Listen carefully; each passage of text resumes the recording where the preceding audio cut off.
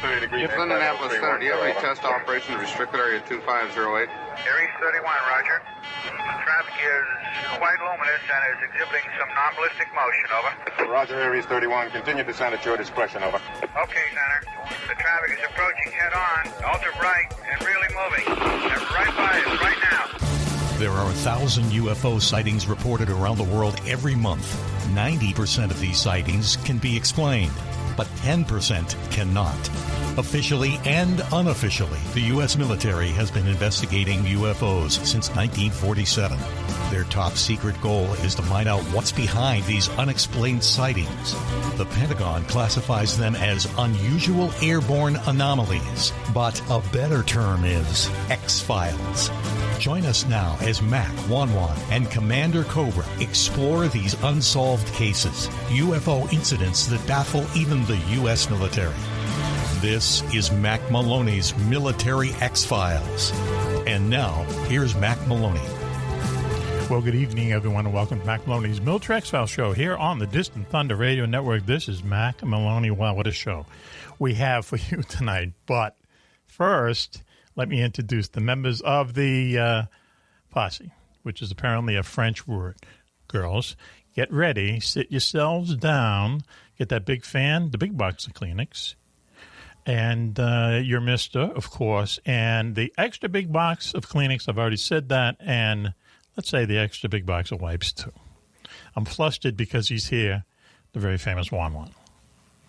Hello, Mac. You bet I'm here. I'm here all the time, and I'm glad to be here. And thanks, ladies and gentlemen, for being part of the show. Okay. In another universe, we talked about your look, but we're only a 2-hour show, so we're going to have to move on. This is a radio show. It really wouldn't matter. But thank you for pointing that out. Up I am there, listening, but what are you going to do? In the Great White North, the great state of Maine, in his compound, formerly known as a bunker. We know him as, they know him as Coco on the street, but we know him as Commander Cobra. Cece, how are you doing tonight? Good evening, Mac. It's always a pleasure and a privilege. All right. Going the formation. There you go. Okay, so listen, people say our introductions are too long, but I'm going to ask you anyway. You look like you're dressed up. I don't know. Is that the magic of Zoom or is it Bing? No, I'm not dressed up at all. It's the magic of Zoom. Really? Okay. All right. I would like to make a small announcement. Yeah, please do. Fit it in here. Okay, small. We have a new addition to Wolf's Moon Farm here in lovely New England, up in Maine. Zeppelin, the baby pig, has arrived. Wow. Really? Zeppelin the pig. Zeppelin the pig. Oh, man. We got to go up there and see him. This is you should call it bacon. Oh, yeah. Omelet. Yeah. Oh, no, listen. Okay. That's his name, right? Zeppelin, you said? That's right. Z-E-P-P-L-I-N. All right, listen, I can't get into this on the show, Coco, but I have to say, other than this is such an obvious, way to sweeten yourself up with Raven, you bring any kind of a apparently four-legged animal and she just melts. But anyway, we haven't even introduced her yet. But didn't you turn down Al Ronaldo, UFO mechanic, on taking a pig about a year ago? That's correct, because his pig is of a breed that will grow to about 200 to 250 pounds, and my pig is of a breed that will be under 30 pounds. Oh, okay. And needed a home. Okay, there's a joke in there somewhere. I will attempt to bring him in. He does not like to be held above the ground very high, so he'll be squealing if I bring him in, but he is adult. Okay, all right. Okay. Excellent. All right, he's like the pig in that movie Babe, right? He's all black. We don't play that way here. Okay, wow. All right, listen, we got to move on now. Up there is our national correspondent. So cute. Surrounded by donuts, so we know he's in a good mood. Battle Creek of the Republic, the Bowl of Flakes. Switchblade Steve Ward, Switchy. Great to be here tonight. Okay. Now, hey, talk about pigs. You have a picture of a picture of a pig behind you. He's got the Porky Pig background. But he's Porky Pig. Okay, you might have missed the point of the previous conversation, but anyway.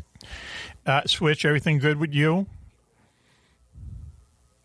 Everything is beyond wonderful. Okay. Now, but where'd you get those glasses from? Carol Channing? Put those back on for a second, please. I know it's a radio show, but These are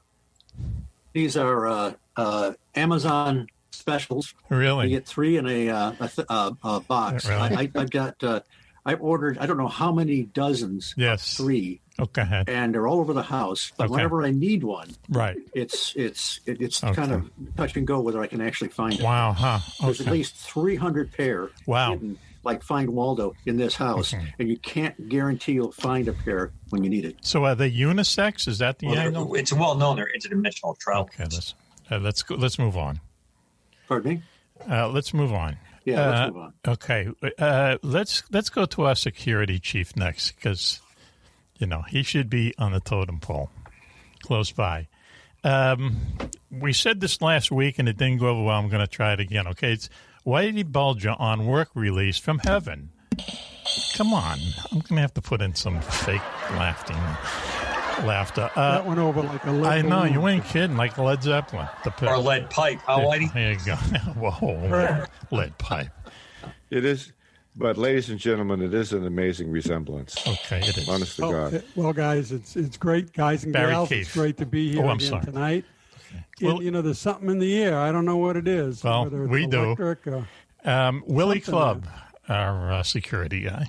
Thank you, Willie, for joining us.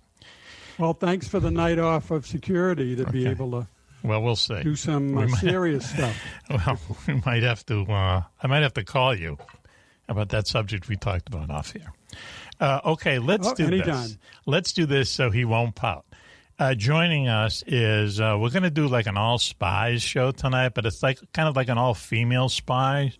But anyway, this guy was a real spy. It's Agent X, the guy who works for the agency that works for the agency. Thanks for having me, Mac, and it is so nice to see all my good buds here in these troubled times. Well, Thank you know, it's the best of times and the worst of times. So listen, you're not paying your electric bill. Is that why we can hardly see you, or is that something that you... No, every time otherwise you tell me I'm bleached out. I So never I said get that. No, you never heard that from me there, brother. Okay. Okay, look.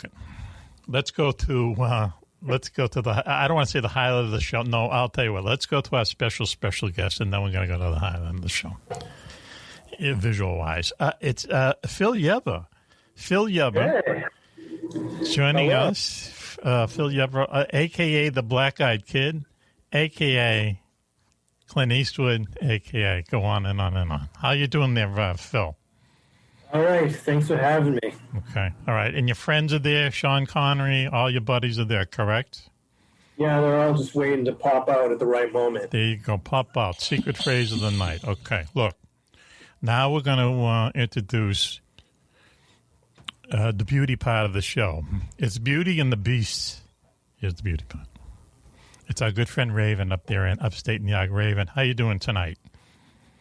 Hello, I'm doing good. Thanks for having me. Wow. Well, you look good because you're backlit, as they say in the showbiz. You're backlit. Yes, I'm looks glowing good. in this light. Is that a tanning lamp back there? What is That's it? what it is. So bright. Of course. There's a tanning lamp on. Those like industrial light bulbs that you can use to like light one of those working lamps for construction. Oh, yeah. Yeah. Yeah.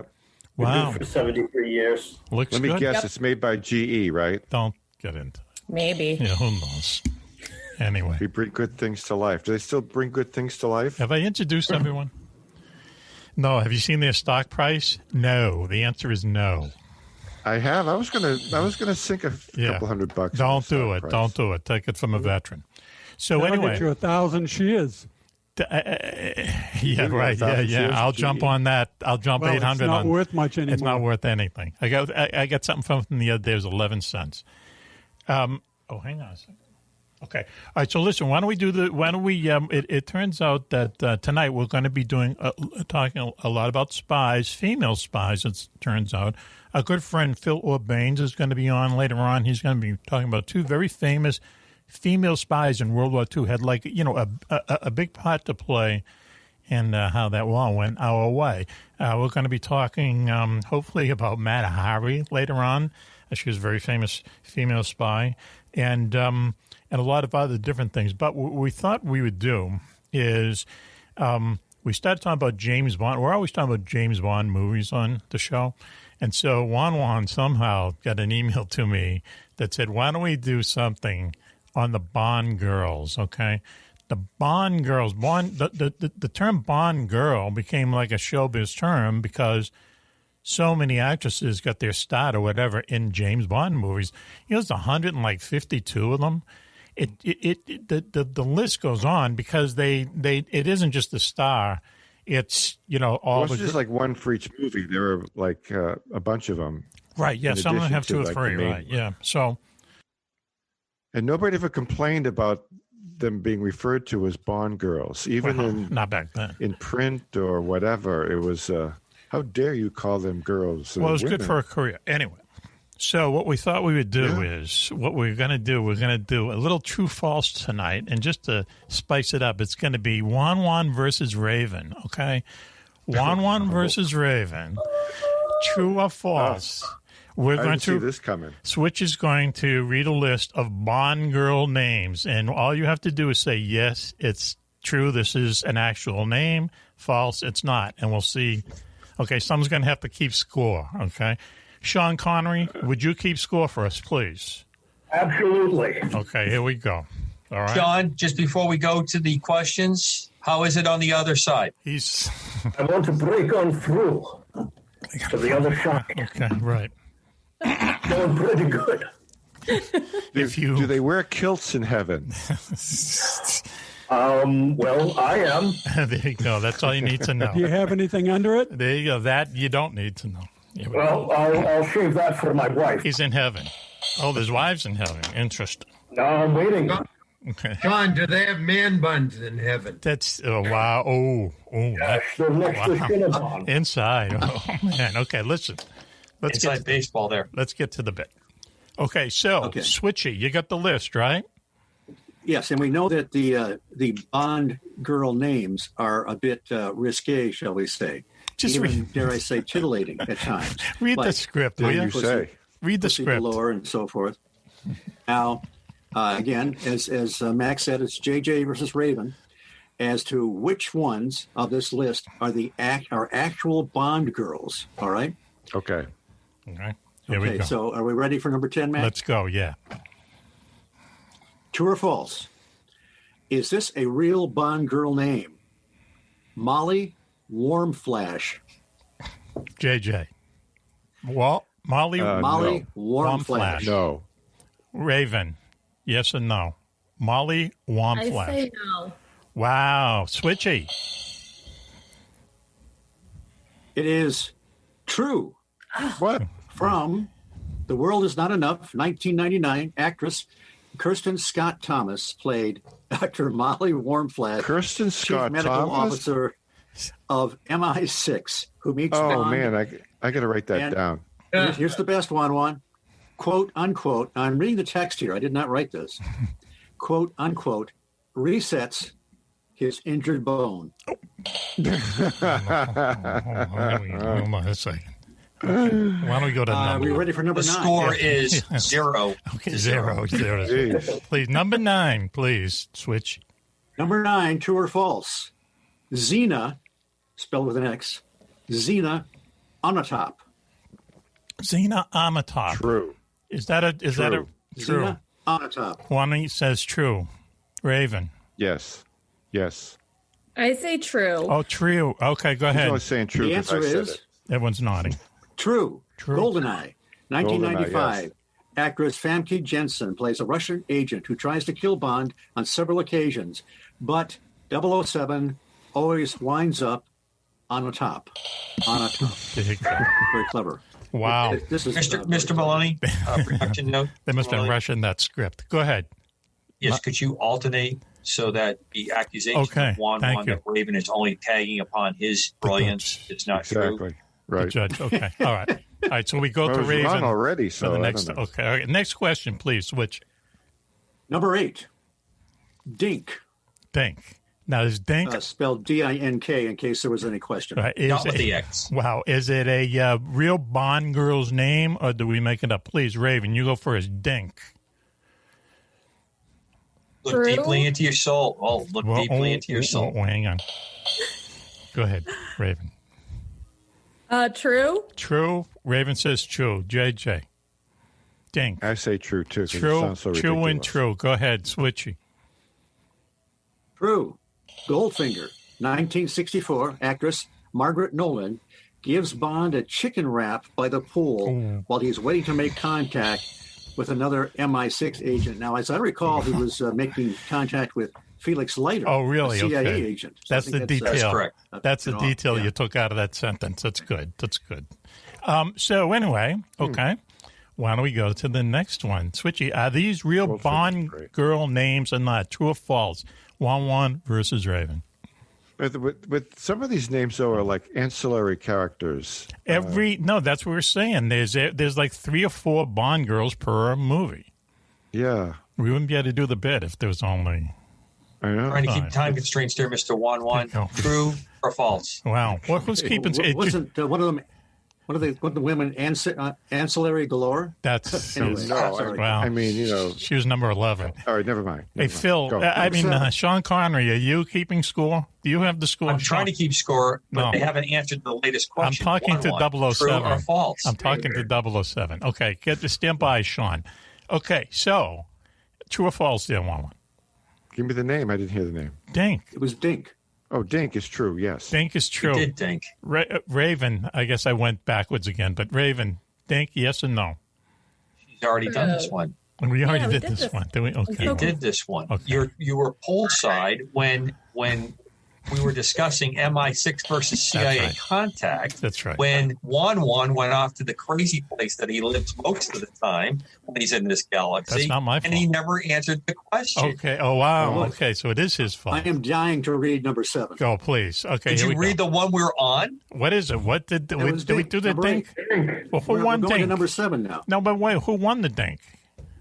Both They of us both did. It's tied did? 2-2. Sean? I read it. Okay. It was true. 007. 1964. She's the one that did the chicken wrap by the pool. Okay, I was looking at chicken wrap. That's in the New England vernacular. Okay, let's go. Let's go to the next one, please. Number 7. True or false?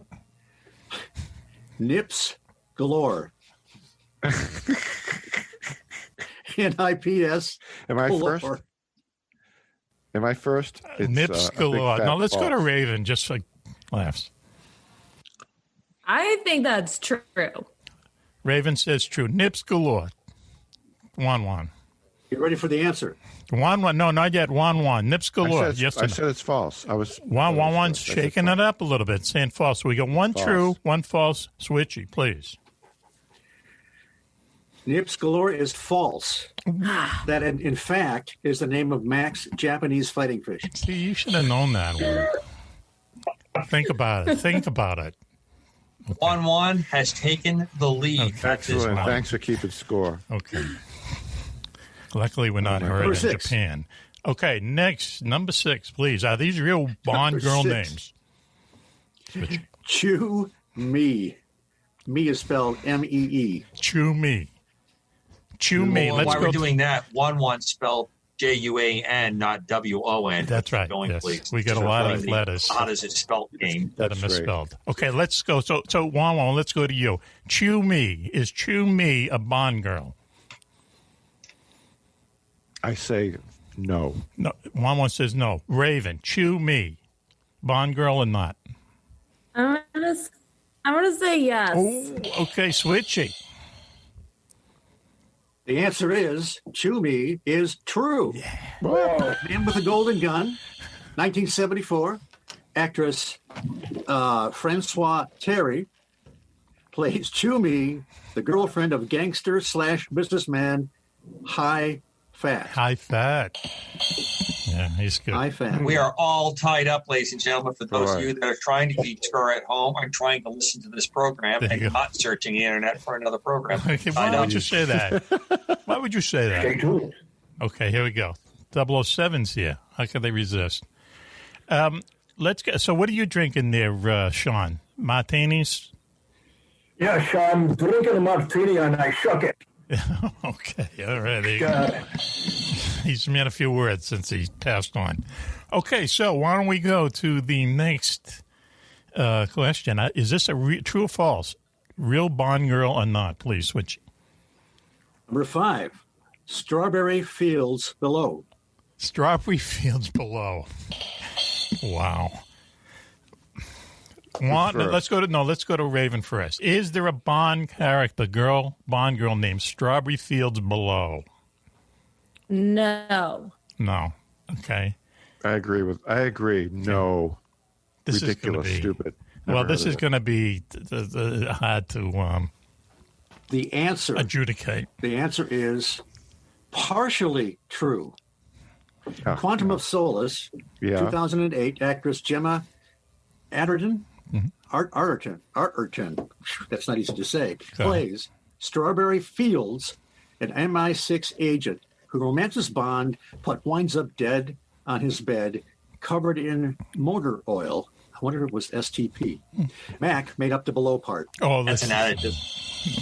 Okay. Oh, yeah. You know, it's the old... I do remember that. It's that old carpet drapes joke I was trying to go for. And wasn't Judi Dench playing M in that one?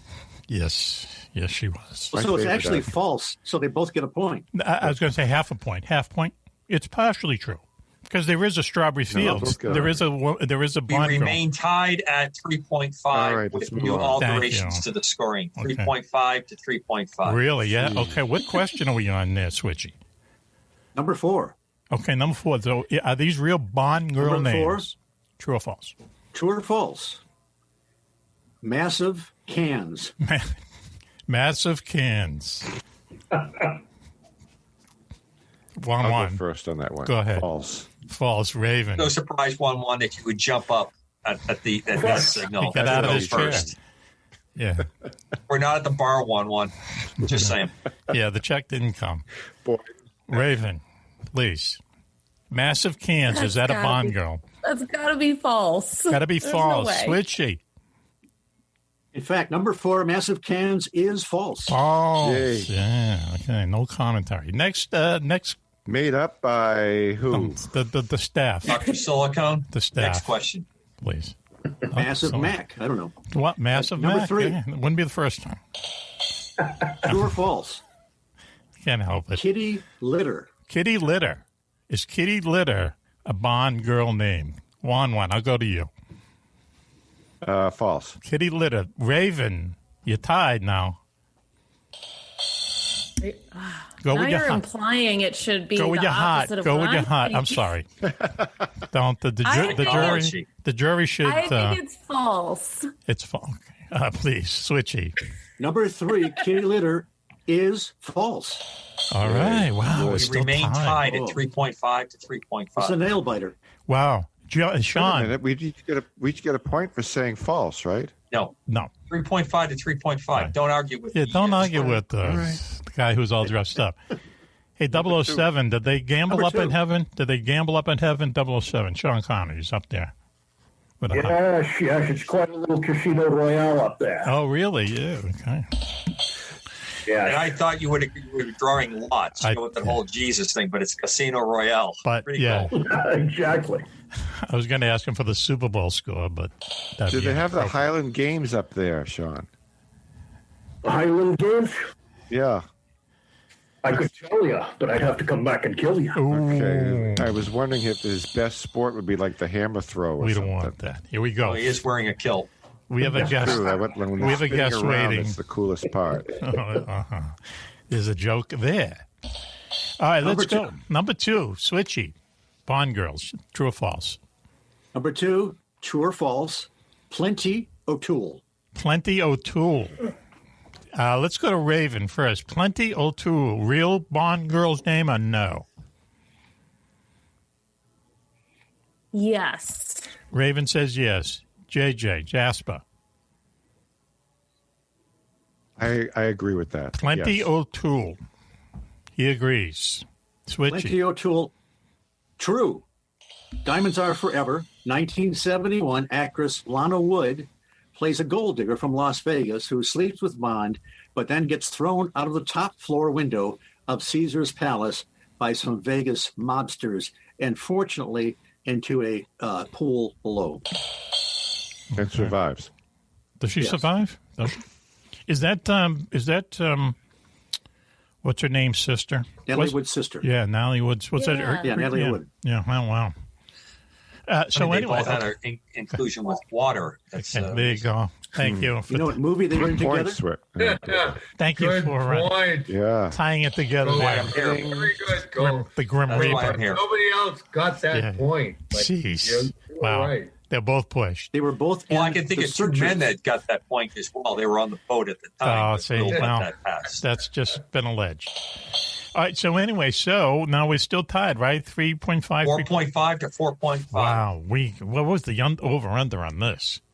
Okay. So now we're down to the last question. So this is it. I don't have any tiebreakers. So let's help with this. Okay. One. Okay. Here we go.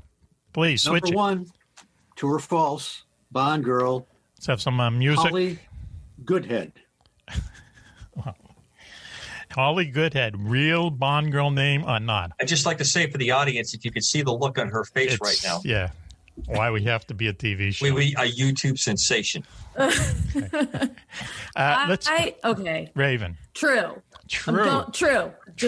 She's going with It's Holly. all in. Holly She's all in. Goodhead. True. Now we will find out if Juan-Juan is going to. I say false. Well, now no, we wait a will minute. have. It's a This good is name, it. though. Hang on. It's a good name. This is I need it. a drink. This is it. Yeah, Everybody we all take a do. breath here. Hopefully, it's a vodka martini, shaken, not stirred. Well, it was clear.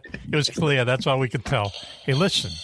So why don't we have a what's drum the roll? answer, damn Let's it? have a drum roll. Drum roll.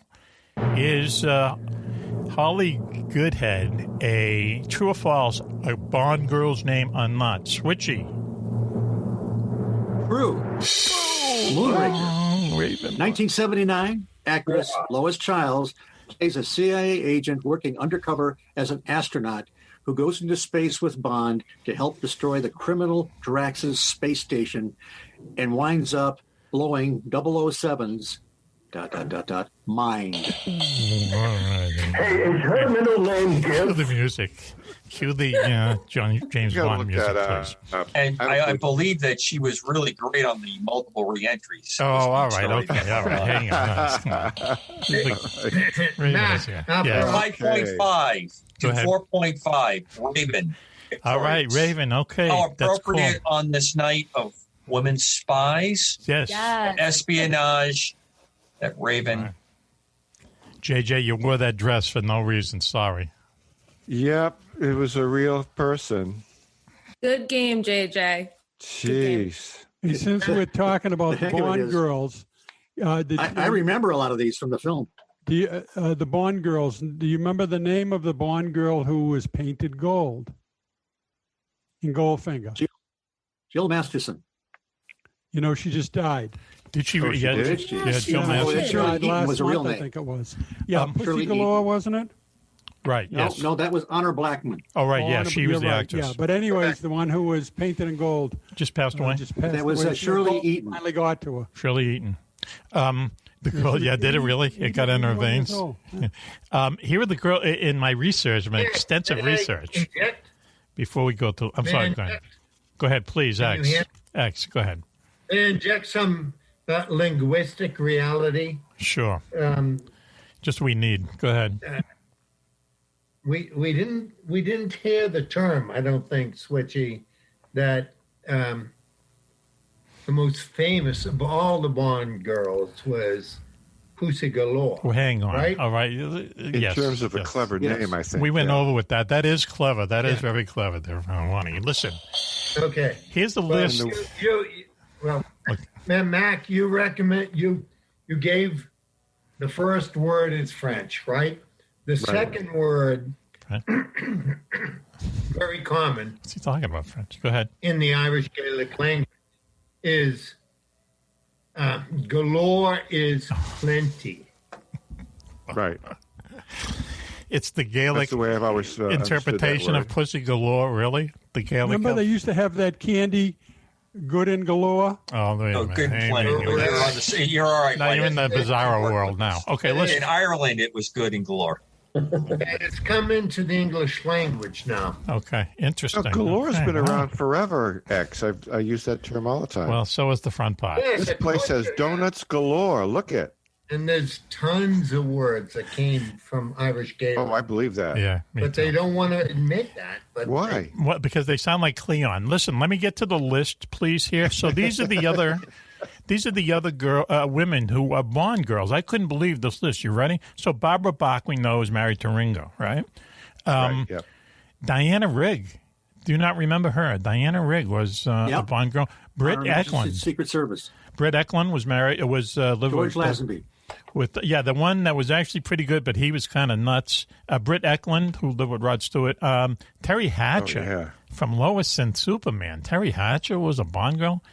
Denise Richards played. Brosnan. Denise Richards played January Tree or something. She had a Christmas Tree or something. Was that her name? She was supposed to be a nuclear scientist. Yeah, it was like Christmas Tree. Her name was or something. I don't know. Jill St. John, Tanya Roberts, who just passed away. Grace Jones was a Bond girl. Oh, Grace Jones. That was an awesome movie. I thought that was. I don't know. Thunderball or something. View to a Kill. Oh, was it really? Yeah. Okay. Yeah, and Christopher Walken was the villain, right? Christopher Walken's in the. He's in the. Duran Duran did the song. Yeah, Christopher. Yeah. Excellent. Chris is here with us, right, Sean? No, he's Chris. No, it's Chris. I wanted to talk about the movie. Sean's out getting a six-pack. Yeah, go ahead, Chris. How was that? Back then, I needed to be put in my place. Really? Yeah. By James Bond. Really, Sean? Your buddy came and talked you out of whatever you were up to? Yes, I needed to, take a tinkle. Really? Yeah, slap him around a little bit? Club is used to that. What? Here we go. Hey, Chris? Yes? Sorry about that whole thing about the last time you were out in the boat with Natalie. Oh, listen, now what? We got to go. Wow. What is it? We realized you were in the room. Sorry about that, Chris. Come on. Loved you in Dead Zone. I still watch it all the time. Hey, if they had life jackets, who knows what would have happened, right? So look at.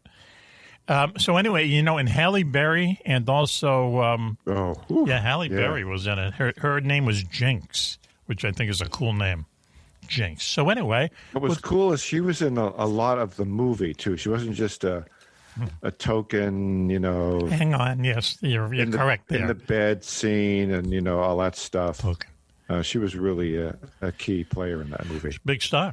So why don't we do this? Speaking about big stars, we're going to have Phil Urbane will be joining us in the next segment talking about two female World War II spies. Okay, and a kind of female spy show tonight. Coming up later on, Coco is going to be talking about his favorite female spy, right, Cokie?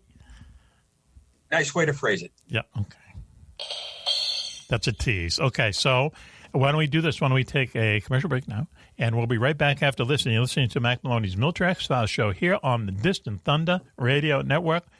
We will be right back after this. Do you know where the world's most secret bases are located? Do you know what spooky action at a distance means? Is there a conspiracy by aliens to prevent us from conquering space? And where is the best place in the United States to see a real UFO? Find the answers to all these questions and more in Mack Maloney's new book, Mack Maloney's Haunted Universe. Visit places you never knew existed, the Phantom Tunnels of Tokyo, the UFO Trail in South America, Hong's Hat, and the very mysterious M Triangle. Mack Maloney's Haunted Universe contains hundreds of reports on ghosts, haunted planes and ships, weird celebrity deaths, mysterious sounds, and a breakdown of every monster in America, state by state. You've heard him talk about it on the radio. Now, get all of Mack's paranormal research in one large volume. Mack Maloney's Haunted Universe, with a foreword by the very famous Juan-Juan. On sale now in your local bookstore or on Amazon.com. And I just kept going on and on about myself. I'm taking a leak in the driveway. says, I know you like to talk to total stranger. The story's got nothing to do with the Bruins game. It's what happened with Grandma. I was wondering if those were sadomasochism straps or something. But I digress. From what, I don't know. Get into the beautiful mind of Juan-Juan, only on the Mack Maloney Military X-Files show. Where is the Sea of Moons? Is it on the moon? Or in a haunted part of the Pacific Ocean? Or is it just in our heads? What if you dreamed of meeting a beautiful Irish girl, but she turned out to be a cop? What if you dreamed that you were on TV 24/7, but only the government knew the channel? And what if you dreamed you were shipwrecked on a deserted island and rescued by 5 lovely castaways, only to have some real pirates ruin the party? Then you should wake up and read The Sea of Moons, the latest installment in Mack Maloney's best-selling series, codename Starman. Follow the adventures of U.S. Navy Special Agent Chris Starr as he travels the globe using his special ESP powers to solve top-secret mysteries. First in Ireland, then in Tahiti, and finally to Hollywood, where Chris and his girlfriend Angel discover the only spooks inside an old haunted house belong to the CIA. That's codename Starman, The Sea of Moons by Mack Maloney. On sale on Amazon and in bookstores everywhere.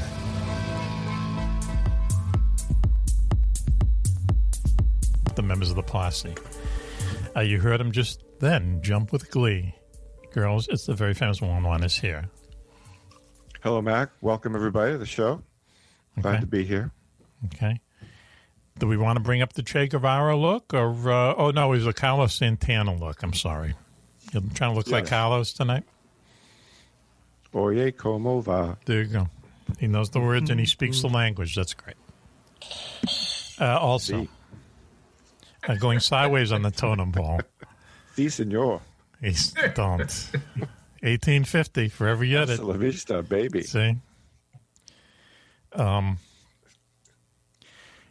They call it the, I'm waiting for Juan-Juan. Are you going to, it's usually the situation of threes. You want to have one more? Buenas noches. There you go. Perfect. And right on time. Buenas noches. They call it the Great White North, the great state of Maine. He's up there. He denies that he's dressed up, but he looks dressed up to me. Coco, Commander Cobra. Oh, it's Mac, a privilege to be on the wing. Thank you very much for having me join. Okay. Cobra, you look good as always. Does You're he? a squared away gentleman. Doesn't he look like he has a tie on, like a shirt He's and tie? squared away, but with a casual really demeanor tinge to it. He's not like uptight boot camp squared away. He's just squared away. That's just squared away. I didn't think I'd ever say this, Cobra. Do you want to stand up and twirl for us? I think you're in a suit. No, I will not be standing up and trolling, and no, I am not in a suit. All right. And who knows who's really wearing pants right now? That's right. Let's move on. There'll always be a mystery. Valid. Yes. Yes. See? Anyway. If he was, when I was in boot camp and if Cobra was walking down the street towards me in his uniform, the way it's adorned right now, I'd be shaking in my boots saying, don't let me screw up this salute.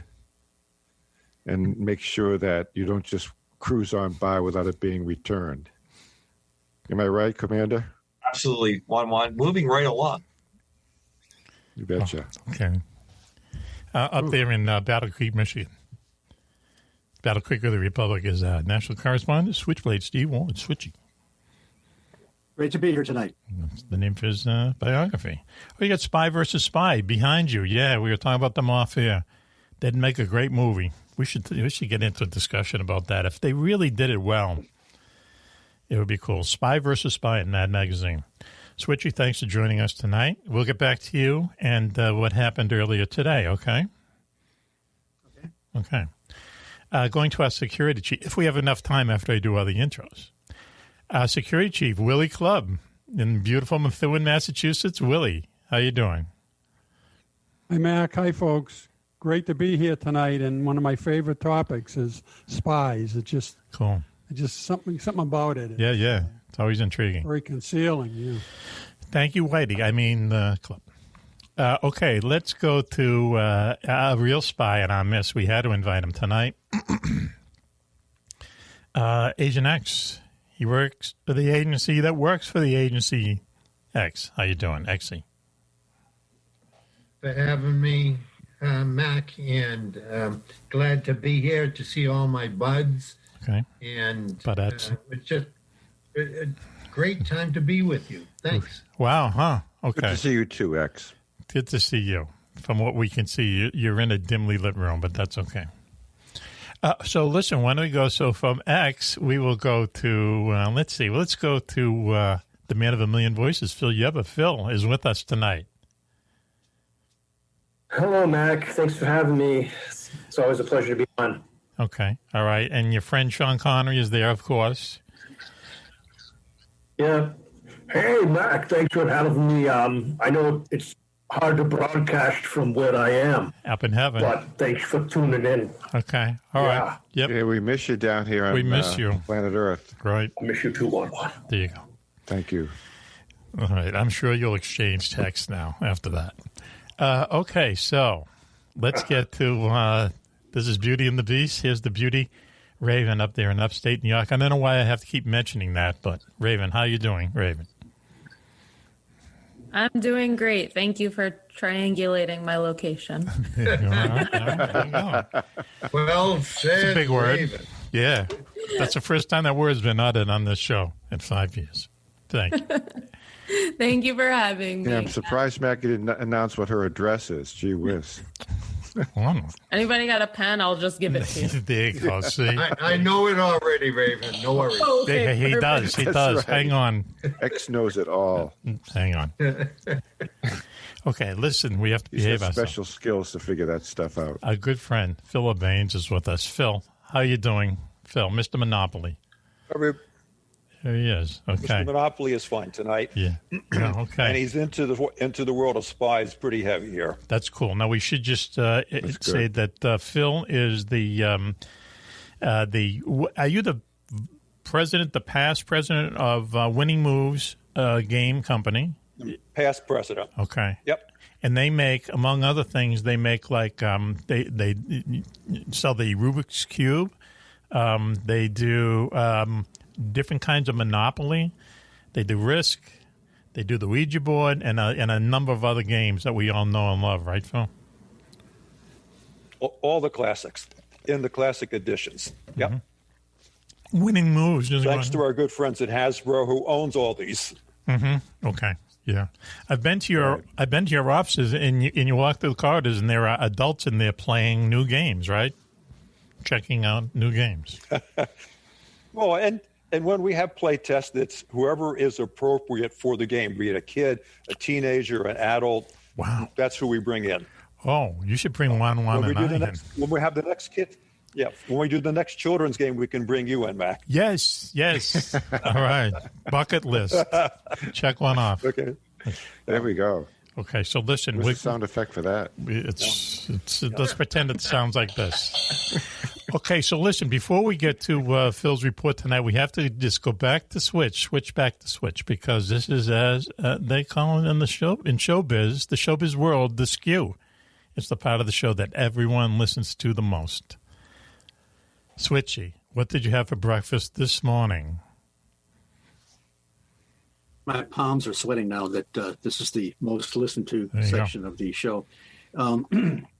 Actually, I considered first, we've got some this cake on the kitchen counter, and it's like yellow cake with cream cheese frosting flavored like strawberry. Yes. And it's really excellent. So at first, my inclination was to have a nice big piece of that cake with some hot coffee. But instead, I had 3 pieces of bacon.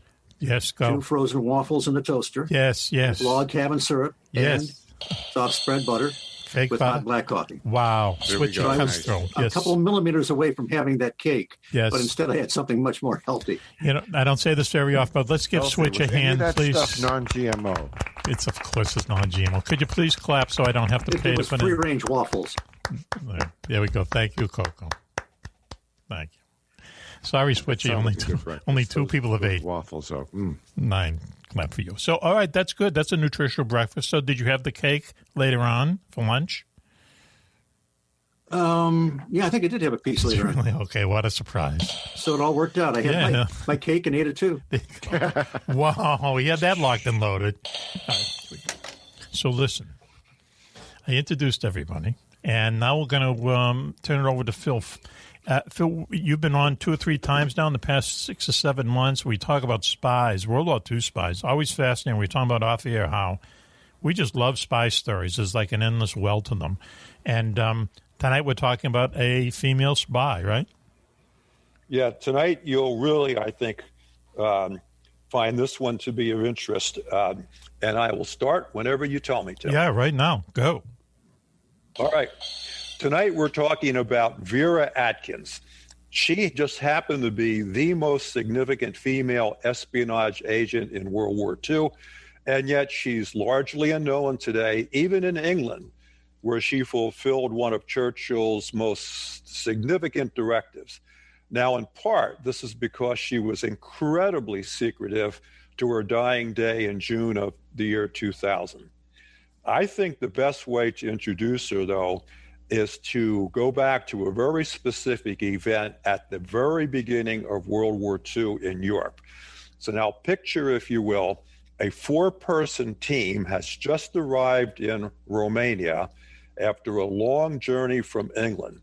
It's taken weeks to get here via the Mediterranean, Egypt, Greece, and now Romania, because the short way across Germany is just verboten. Now, these 4 are on a rescue mission to Warsaw, and the clock is racing against them because of the long time that it's taken to get this far. Their goal is to bring out 5 brilliant Polish code breakers before they fall into Nazi hands, because the war has just started and the blitzkrieg is raging. Now, the Polish Cipher Bureau began to break Germany's Enigma code as early as 1932 using a reverse-engineered replica device. And then they created, and this is, most people have no idea this, they then created the first crude computer named the bombe, B-O-M-B-E. And the British team not only needs to bring out these 5 code breakers, but they need to bring out all of this vital equipment and more and get it to Bletchley Park, north of London, to help England crack the Enigma code.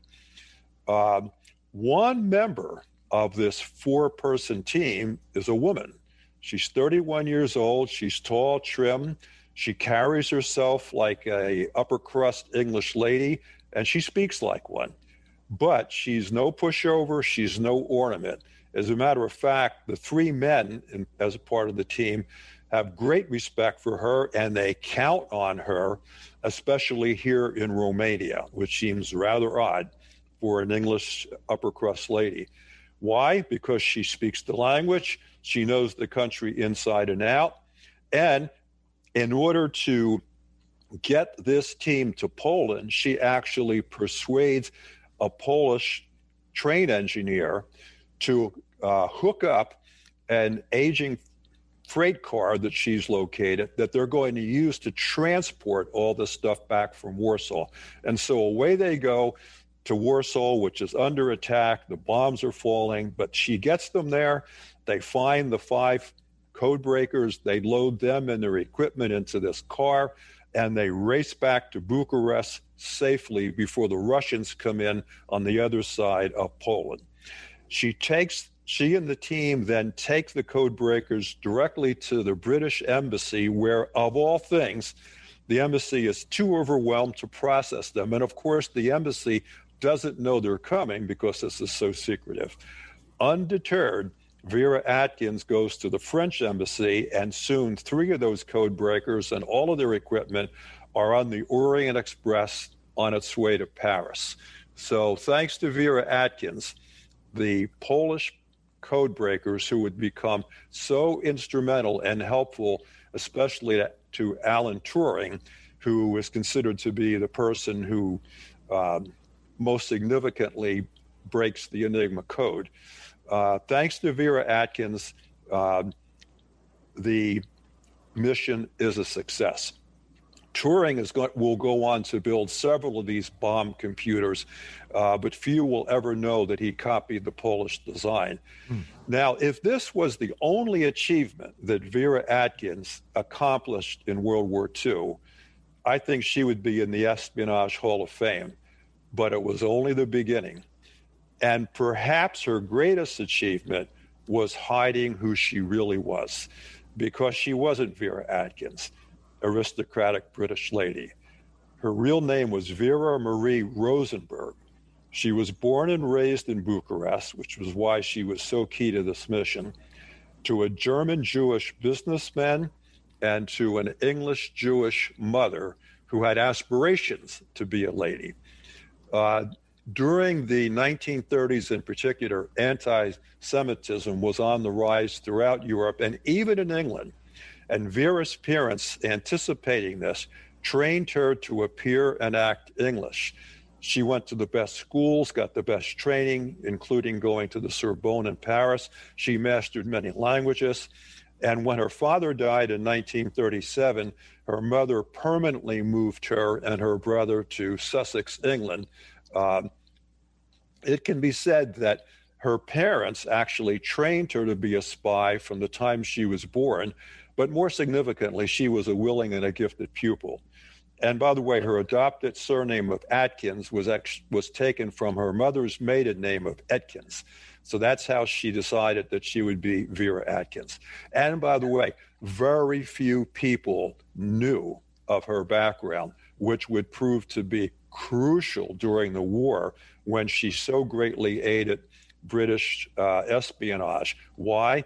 Because if it was known that she was a Romanian national, she could actually have been interned as an enemy, as an alien, and never given an opportunity to help England. So creating this illusion that she was English and upper crust turned out to be not only essential for her, but to her contribution to the war to come. Now, the leader of this four-man team happened to be very crucial to her future. His last name was Gubbins, and he was Scottish, and he went by the nickname Gubby. He was a friend of Churchill. And so when Gubbins got back to London, he had glowing things to say about Vera Atkins and would enable her, with Churchill's blessings, to become the spy mistress that she was destined to be. And we'll get to that. She and Gubbins would be crucial in Churchill's Special Operations Executive, the SOE, whose mission it became to aid the resistance in France and commit acts of sabotage, making life dangerous and very unhappy for the German occupiers. And I think that probably one person out of 100 in England has ever heard of the SOE, and probably 1 out of 1,000 in America maybe has heard about it. In part, that's because its secret was so well maintained. Churchill's mission statement for the SOE was to set Europe ablaze. And the SOE, thanks to a wealthy businessman, was housed on both sides of Baker Street, close to where Sherlock Holmes had his legendary home. So I think that's pretty cool too. So even though Atkins is not a British national, in February of 41, with Gubbins' recommendation and Churchill's fondness of her, she joins Section F of the SOE, which, by the way, is fledgling, it's new, and it absolutely is despised by the established British espionage agencies and even the House of Commons. MI6, which is the equivalent of our CIA, doesn't like the idea that the SOE is going to be blowing things up in France, where they're conducting espionage activities of a much quieter nature. MI5 doesn't, in England, which is the equivalent of our FBI, doesn't like the SOE because they're not recruiting upper crust graduates of fine schools. They're getting people off the street who are, for the most part, who are savvy and who know France. That's the most important thing. You have to know the country that you're going to be dropped into, whether it's France or Netherlands or Belgium. At first, Atkins is hired into this agency as a mere secretary, but it turns out she's far more competent and confident of the SOE's mission in France than is her boss, whose name is Buckmaster, who, by the way, kind of reminds me of Alan from the show 2.5 Men, if you were to see pictures of him. So interesting. Okay. Okay, so Buckmaster is not necessarily what you would think to be a spy master to be, but he does work long hours and he really takes his job seriously, and he leans heavily on Atkins, who, even though she's supposedly a mere secretary, very rapidly becomes the chief of intelligence for Section F. Section F meaning France. She is a civilian, of all things, working in a military establishment as a woman when no women are literally in any position of authority.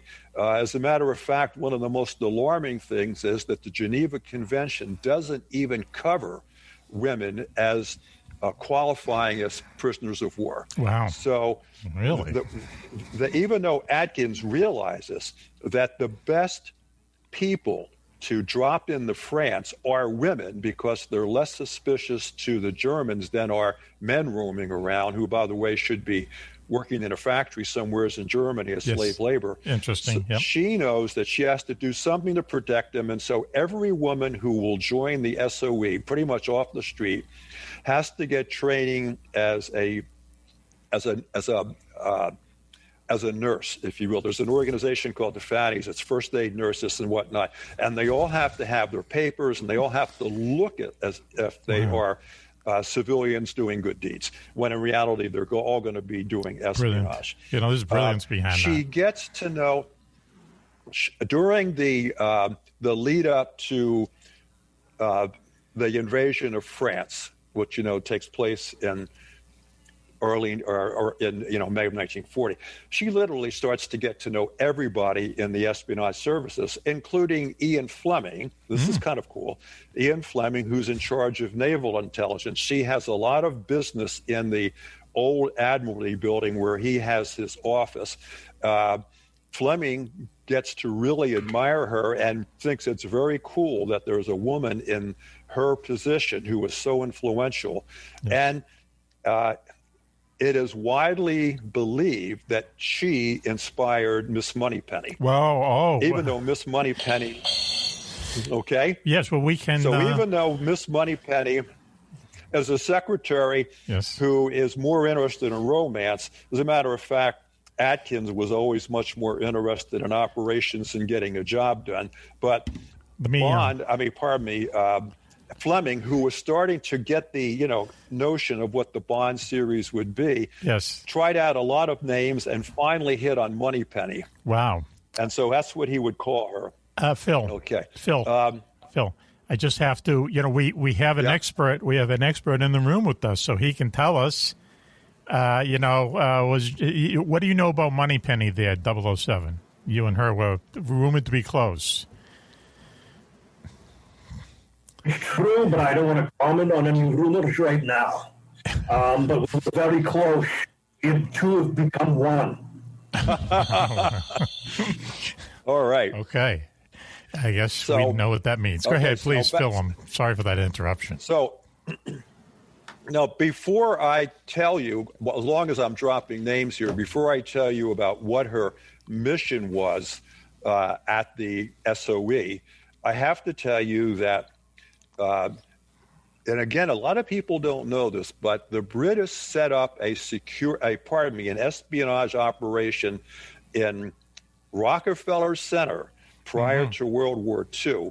That was headed by a very well-to-do businessman named Stevenson.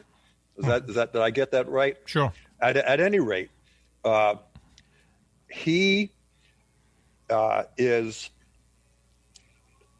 he knows Atkins. He has a great deal of respect for her. before she even joins the SOE and before France is invaded, he actually sends her into France to do espionage, gather information about how well the French are prepared. Yes. In time, this secret British agency in New York becomes huge, because what it primarily will do during the war is intercept German signals and pass them back to the most appropriate British military unit, whether it's the Navy or the Air Force or whatnot, so that they know where attacks are coming or where a certain submarine wolf pack is going, and they can congregate limited forces to take them out. Yeah, so interesting. what's going on in Rockefeller Center is pretty significant, and Vera Atkins even knows about that. But most significantly, in my mind, is Franklin Roosevelt knows that it's going to be an uphill battle to get the public behind the notion of joining England. And he needs to be able to go to the American public and say, Britain is worth fighting for, and she will ultimately prevail. And so he sends an ideal person to England to do quiet work, to figure out if England has the backbone and has a plan to eventually recover from the devastating loss of France, which, by the way, has now occurred. And who does he send? He sends William Donovan, who's a Wall Street lawyer, a former hero in World War I, and a strong Republican, not a Democrat. Okay. And his feeling, and by the way, somebody who was anti the British Empire. He believes the British Empire should go away. His name is Donovan. So sending Donovan to London is great, because the Germans have no suspicion that he's there on a spy mission. And what is Donovan's purpose? He wants to figure out, well, what are the British doing in the way of espionage? And he learns about the SOE. And Vera Atkins is appointed as his liaison. She takes him everywhere. She spends a lot of time with Donovan. She begins to tell him what the mission of the SOE is and how it operates or will operate. Donovan is most impressed that the British are on the ball. And who does Donovan become? Thank you very much. Donovan becomes the first leader of the OSS, which becomes the CIA after World War II. So you can rightfully say that Vera Atkins was one of the inspirational leaders of the CIA. Wow, that's amazing. When we come back from commercial break, I'm going to tell you about the big disaster in her career and how she recovered from it. Wow. That's a story unto itself. The big disaster. Thank you. Hey, Phil, that was interesting. I love spy stories. And why don't we do this? Why don't we take that aforementioned commercial break right now, and we'll be right back. You're listening to Mack Maloney's Military X-Files show here on the Distant Thunder Radio Network. Our special tonight, female spies, I guess is what it's turning into. And we got a whole gang of people here. And we'll be right back after this. Please stay with us. UFOs are found in Renaissance art, on ancient coins, and etched on cave walls. They're even reported in the Bible. But more surprising is when UFOs are seen the most in times of war. Through centuries, thousands of UFO sightings have been made by high-ranking officials, military pilots, and ordinary soldiers. Often, these fantastic appearances occur at the height of great battles. From World War I to D-Day to Korea, Vietnam, and beyond, military investigators are baffled. Why do UFO sightings spike so drastically during wartime? Could it be mistaken aircraft, or is someone or something looking in on us? In UFOs in Wartime, What They Didn't Want You to Know, Mack Maloney chronicles centuries of these incredible sightings and tries to solve the puzzle of why so many UFOs are seen while humanity is at war. Read about the scare ships, the ghost planes, and the ghost rockets, alien giants in the jungles of Vietnam, UFOs controlling our ICBM bases, dogfights with flying saucers during the Gulf War, and more. 300 pages of unbelievable stories, along with many startling photographs. That's UFOs in Wartime, What They Didn't Want You to Know, by Mack Maloney. On sale at your local bookstore or on Amazon.com. It's early medieval Europe. Norse marauders are pouring down from the north. Steppe riders threaten from the east, and Moorish raiders are surging up from the south. Now, as the Vikings plan an invasion of Ireland, the country's aging king must somehow protect his nation. But who is up to the task? Nordic sagas tell us an obscure and unlikely hero arises to save his people. Wolf of Clontarf leaps into history as a nightmare to the Norse and avenger for the Celts. It's Vikings meets Braveheart as this legendary Irish warrior, some medieval special operations forces, and a young woman spy help the Irish king defeat the Viking invaders. It's a tale spanning 15 years and leading up to the most decisive battle of the Middle Ages. That's Wolf of Clontarf, a new novel from Thomas J. Howley, now on Amazon.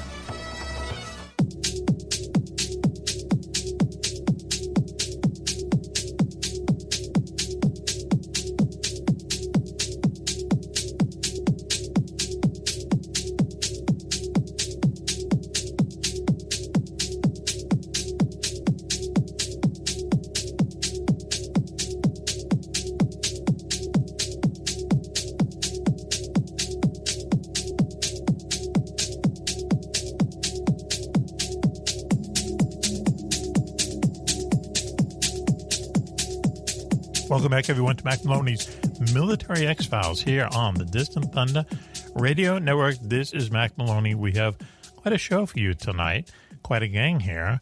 It turns out we're doing like a female spy show, special show. There's a lot of female spies out there, and now, I guess, in these times, they're coming to the forefront. And I have some really interesting stories very quickly. I'm going to do this as quick as possible. JJ, Coco, and Switch are here. The other Beatles. Okay, you guys? Hello, Mac. There you go. Hello, Mac. Great show so Good to far. be here. Great to be on the wing. Okay, the donut man. The chicken wing. Okay. Also here is X. X is here. The man who worked for the agency that worked for the agency somehow worked for the agencies. Okay. X, you okay? Never better. Wave if you're all right. Security Chief Willie Clubb is there. Willie, how you doing? Hi, Mac. Doing great. Okay. Fun night tonight.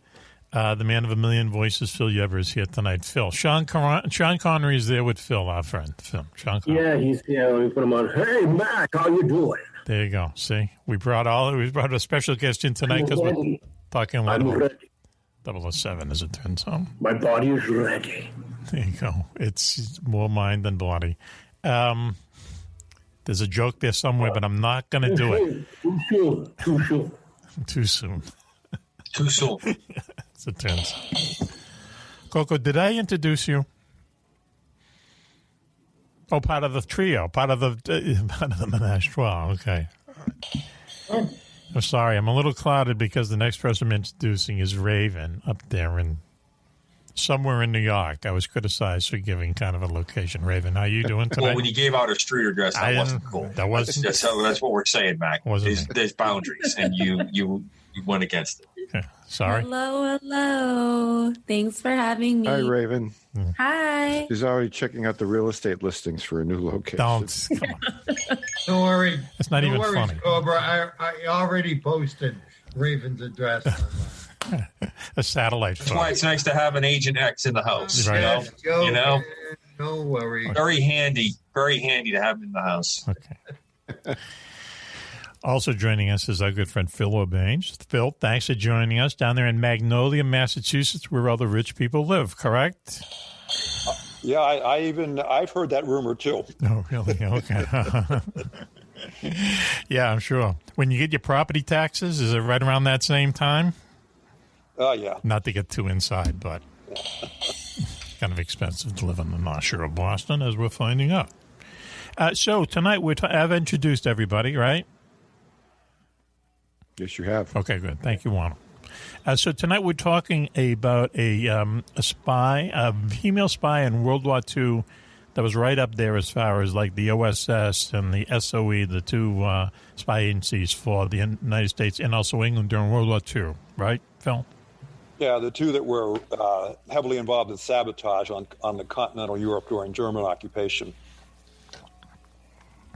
And our heroine tonight, her name again is? Vera Atkins. When we left off in the story, I had covered her exploits in getting the Polish code breakers out of Poland. I had talked about how she was highly regarded by Ian Fleming in the Naval Intelligence Unit, how she helped William Donovan to learn about Britain's plans to sabotage Europe, which in turn helped him to craft what became the OSS, the forerunner of the CIA. And I was just about now ready to talk about her role in the SOE and the great disaster that was looming in her future and her recovery from it. Yes. Go. So with your permission, I will go forward. Yes. Okay. Permission granted. Yeah.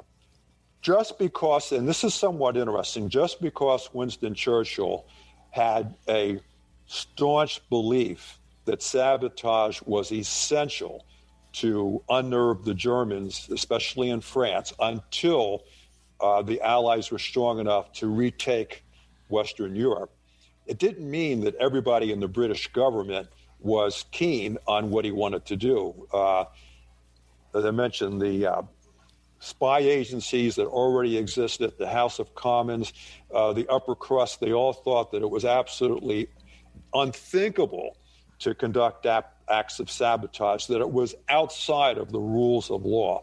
And so the SOE was always informal in terms of its presence. It really tried to stay out of the line of fire as it prepared and built up for the day when it really would be playing a key role in the recapture of, or the freeing, I should say, of Europe. So Atkins was rather ideal for the agency because as a woman, she just didn't get any, attention. She wasn't highly regarded because of her sex. Meanwhile, she was probably the most gifted and competent and intelligent person in the hierarchy. Mm-hmm. Her boss, Buckmaster, the guy who said looked like Alan from 2.5 Men, yes, was a very hard-working guy, but he didn't have the memory that she had. She had an airtight memory, and Atkins was exceptionally good at keeping files on every single one of the 400 SOE agents who would ultimately be dropped into Western Europe, wow, including 37 women. She had such a sense of responsibility toward these 37 women that she referred to them as her girls. She made sure to know everything about their lives. So in the event they were, while they were in France working undercover, she could take care of their bank accounts. She could communicate with their parents, very often provide child support, take care of their banking. She was meticulous in that. And on top of everything else, whenever an SOE agent was ready to go from an air base that was south of London, she would be there to check to make sure that the agent had nothing telltale on his person or her person that would give away that they had come from England. She removed labels. She replaced them with French labels and clothing. She made sure they didn't have British cigarettes, on and on and on. And only after an agent had passed her inspection would that agent then be released to get on board one of these small, they were called Lysander, single-engine aircraft to be taken into German-held territory. So she was meticulous, and she was highly regarded by all of these agents as someone that you really could trust, and that gave them confidence. But none of them knew that she was Jewish and Romanian. And if that had gotten out, this is important to the disaster, if that had gotten out, their confidence would have been shattered. She probably, because of the way the inner or departmental rivalries existed, she probably would have been interned somewhere. It could have been so much worse. Sure.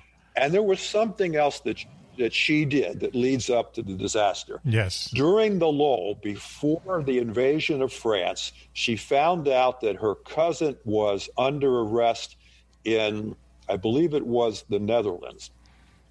On her own, during the early days of the war, she goes to the Netherlands. She bargains with the Gestapo. She gives them a payoff in return for getting her cousin and his wife, giving them their freedom, and she gets them out. Wow. It takes her quite a while to negotiate her way back home because the Blitzkrieg has begun for the second time. She almost got caught in Poland. Now she's caught in it in Western Europe, but she gets out because, she knows France, and she's extremely brave and fearless. And now she's back, and she's with the SOE, and she's doing these wonderful things to get more and more agents dropped into France. Now, the agents that are trained to go into France are either to be the heads of resistance circuits, as they're called. Yes. That is, they go in, they get a lot of people in the local area, French people, and they make sure they get all the supplies they need to go start blowing things up, whether it's power lines, bridges, especially railroads. Yes. They were, hundreds and hundreds of railroad trains were derailed or blown up by the SOE. There's an operational person who's got to make sure that the planning is done to take care of these things. And the third person in the team that she drops in, usually a woman, is the wireless operator. Now, this wireless operator has their own unique way of double encoding their Morse code messages. And as part of their messages, they always must include two specific words that are slightly misspelled. That tells the receiver back in England that the message was actually sent by the wireless operator and not under duress. If those two words are missing, it's an obvious signal that they have either been turned by the Germans or that the machine that they are using for their transmissions has been captured by the Germans. Yes. Okay? So that's important to know.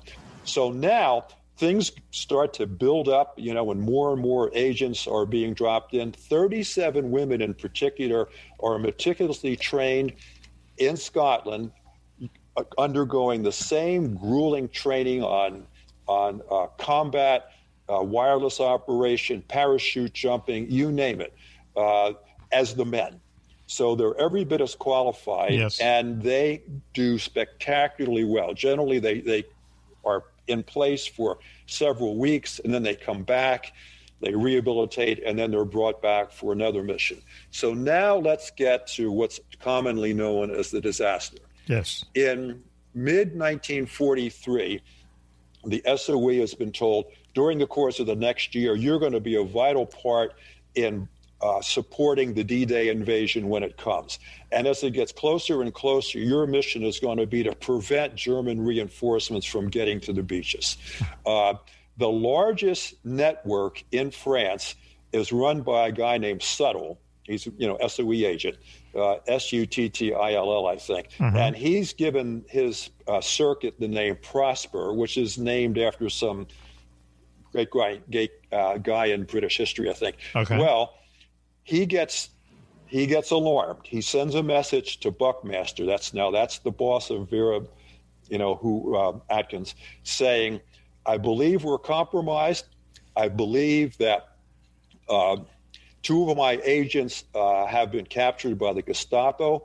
And then 2 weeks later, his radio operator sends a message without those two misspelled words. And what does Buckmaster do? Instead of saying, "Oh my God, this guy's captured," he sends back a message that says, "Be more careful next time. You forgot your keywords." Okay. From that point on, he just doesn't realize the entire Prosper network has been compromised. The Germans start calling in for supplies and agents whom they capture as soon as they land. Wow. Atkins knew about this, but she did nothing. Why is one of the big mysteries of the war. The chances are she didn't want to oppose her boss because he was sponsoring her to be a British citizen. And he also knew about her mission to the Netherlands, which was highly, off limits. So as a result, 100 and some SOE agents are captured and eventually killed by the Germans, including 14 of her girls.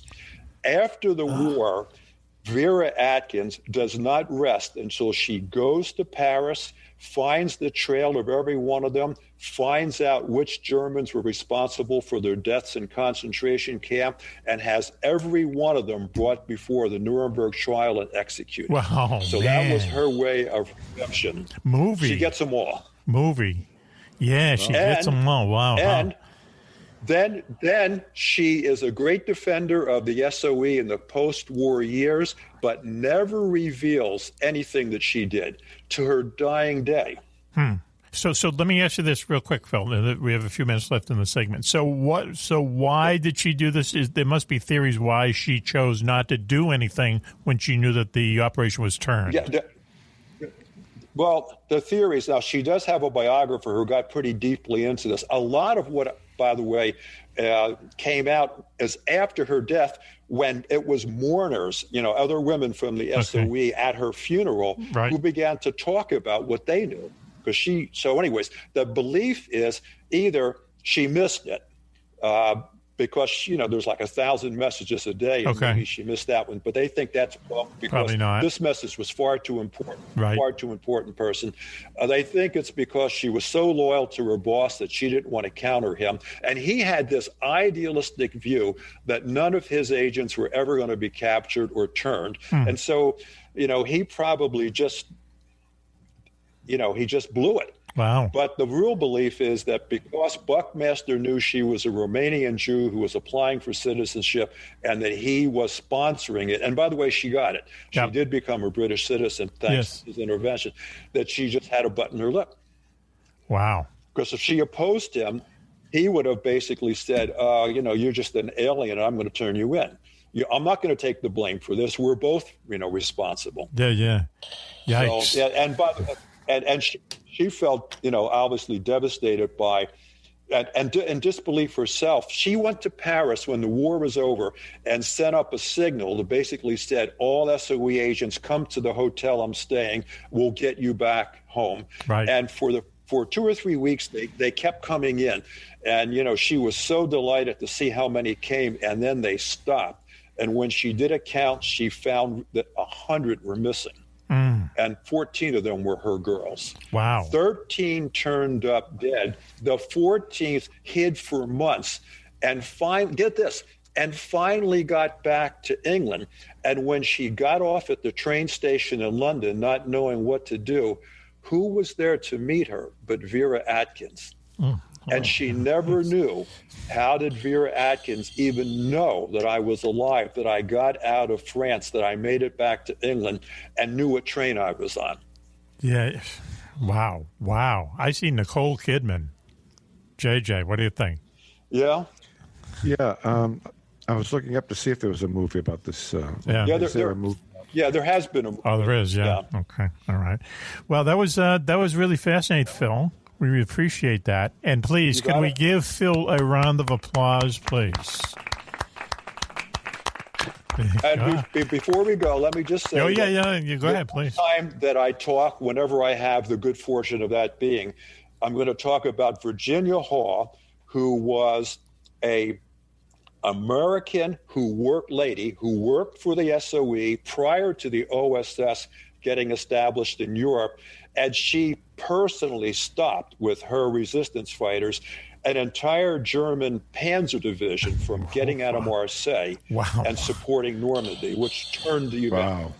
There's your movie. I find it amazing that these women were just so courageous. Right, yeah. Who would do that? The impact that they probably had on that war and, of course, their contribution to the First World War. But the things they did, they didn't care about their life. They went out there and they risked life and limb, and wow, just tremendous. Yeah, for a country that couldn't really honor them. That was really a striking. You had no rights in the military back then. Right. Woman. And it's shocking, too. I don't mean to interrupt, but please do. That's not taught in school. No. I'm I'm going to be 31, and when I was in school, none of this is being taught. Okay, this is stuff that you have to research on your own. You have to get books for. This is not brought up. Right. So it's crazy. Well, Raven, you're the same age as Vera Atkins was when she rescued the code breakers in Poland. There you go. You could play her part. My soul sister. Oh, I love her. We should do a casting call. There is no documentary per se on her, which is what we really need. You know, right. a very accurate, full-length documentary on something Vera real. Atkins. Yeah. Well, there is a character, Vera Atkins, in that movie, A Call to Spy. Right. There's a Okay. yeah. There we go. The actress who played her was very honored, by the way, because she was brought up to date and told who she was and how significant her contribution was. Yeah, right. And yeah. her name is Stana Katic. Yeah, there's an interview with her online. Yeah, she used to be on Castle. She used to be the woman detective on Castle. All right, so why don't we do this? Thank you, Phil. Do you know who Tommy Atkins is? Tell us. Diet guy? Tell us. Yeah, the diet guy? No, I'm asking. Philip. Tell us. Who was Tommy Atkins? I'm sorry, there's still. You don't know. I don't think I know. We got a minute and a half, please. Okay. Elevator. Tommy Atkins is the pseudonym or the name they gave to every English or British soldier who died for hundreds of years. Ah, They called okay. him Tommy Atkins. How about that? Is that why they call them Tommies? Is that why they call British soldiers Tommies? I don't like hearing that, but yes. Okay. Wow. Okay. Well, on that note. And you don't know that, right, Philip? I didn't know that. Thank you for telling me. But now he does. Hundreds of thousands of them died. So why don't we do this? Why don't we, on that thought, why don't we take a commercial break now? And we'll be right back after this. There's a whole gang here. You're listening to Mack Maloney's Military Exile Show here on the Distant Thunder Radio Network, and we'll be right back after this. I was in the hospital with my son for 18 months. When he got injured, I wasn't prepared, but I knew I had to be strong. When I was told about John's injury, I was in complete shock. I just remember rushing into his room and giving him a big hug and letting him know I was there. These veterans and families are just a few of the heroes we serve at Homes for Our Troops. For thousands of severely injured veterans, everyday life is filled with barriers. It was really the little things throughout the house. Counters that you can't roll up to. How to drag my wheelchair down steps. I want to help, but he is so determined. At Homes for Our Troops, we build specially adapted custom homes with features like wheelchair access, roll-in showers, and automatic door openers that allow them to function independently and focus on their recovery and family.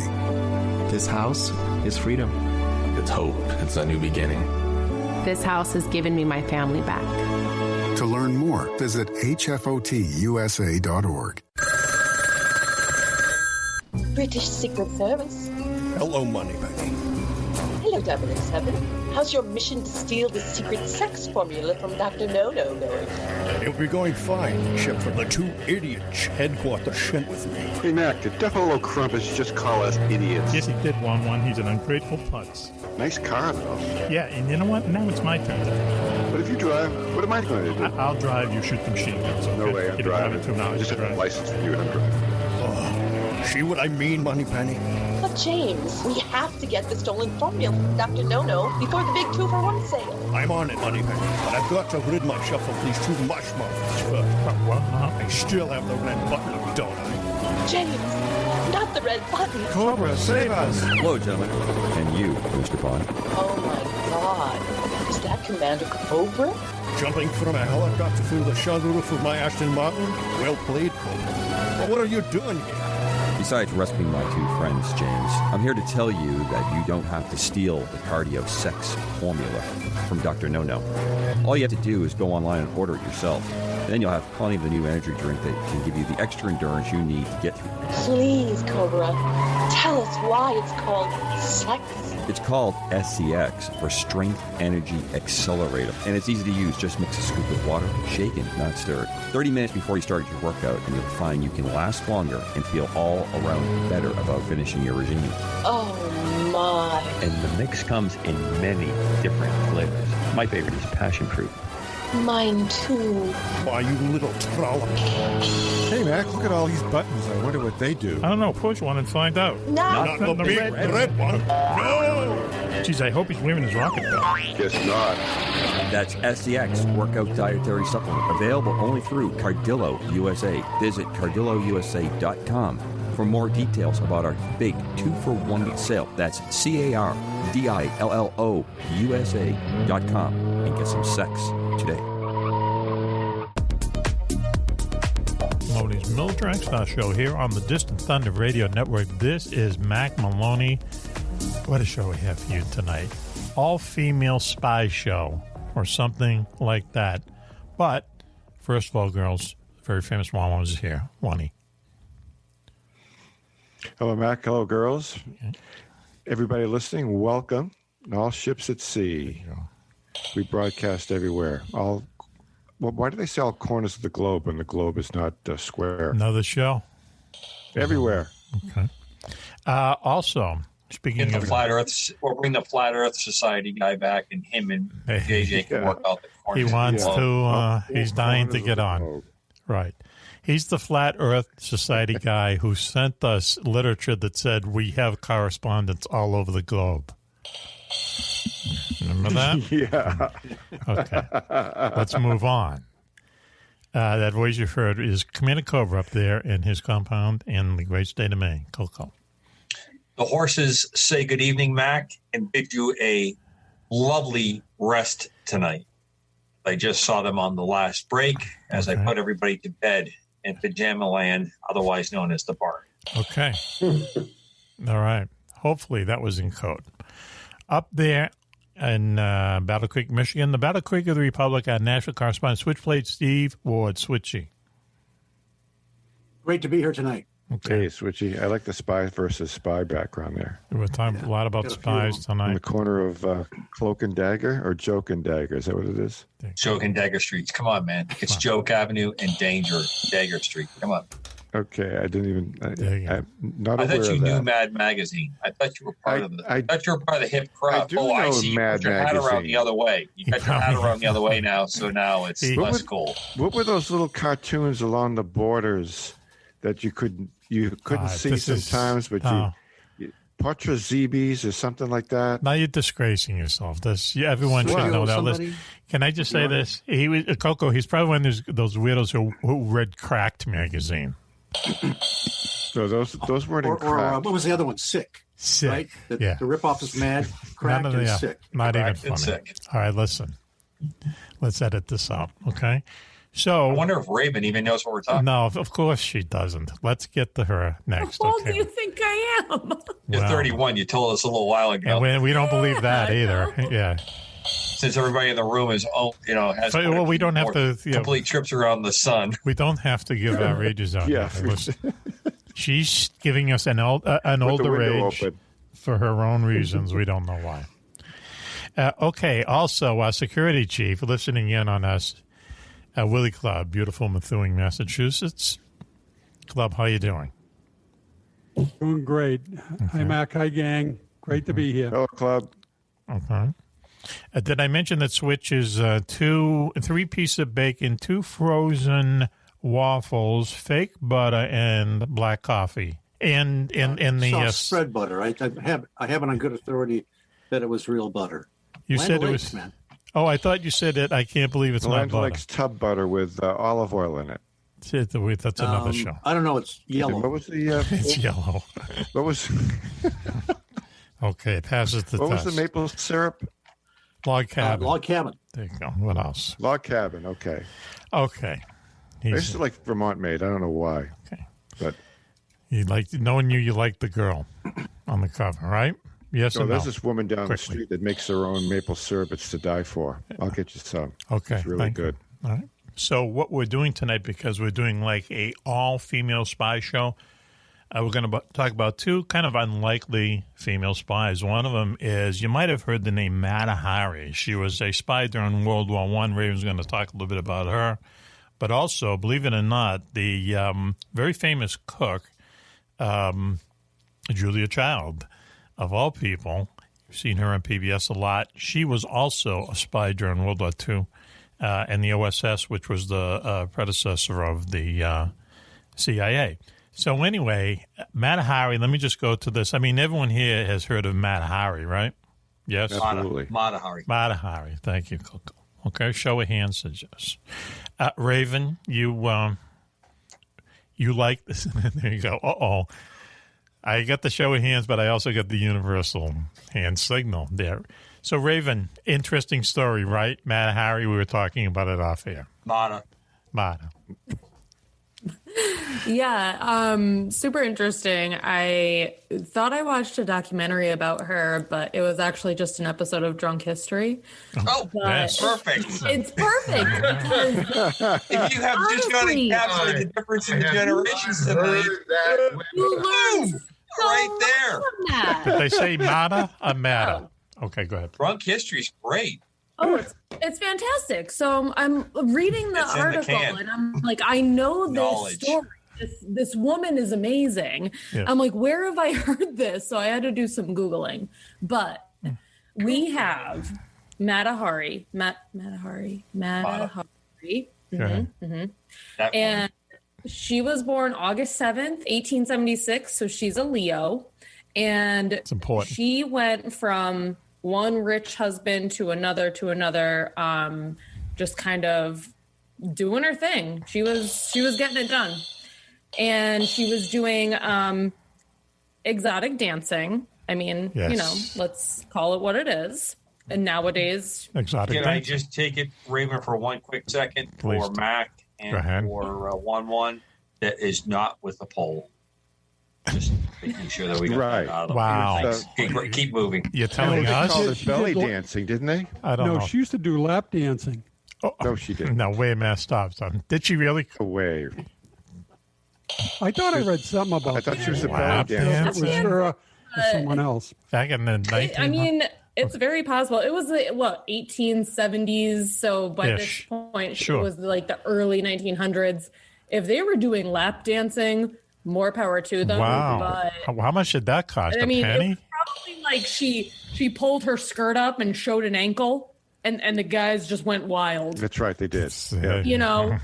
Still do. But some of the pictures I saw, I mean, as one says immediately. Okay, hang on. Go ahead. It's like when I watch those period movies, like the Downton Abbeys and those things. Wow, it's like, there we go. Okay. Again, we are successful to get Downington Abbey mentioned in another show. Thank you, amazing.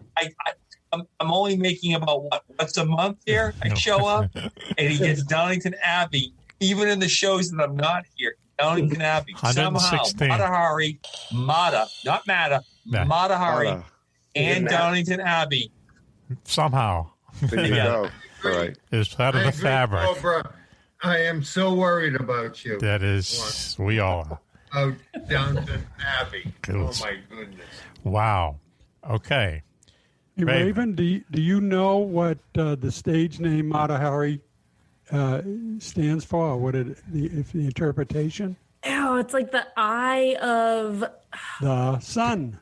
Eye of the sun. Eye of the sun. You win. That was close enough. Oh, that's I interesting. was close. Yeah. So, Raven, you started to say something that none of us want to say, but you've seen pictures of her. She had this unbelievably exotic, erotic life. Okay. Married to rich guys, but she was like this quote unquote exotic dancer, had a lot of boyfriends and so on.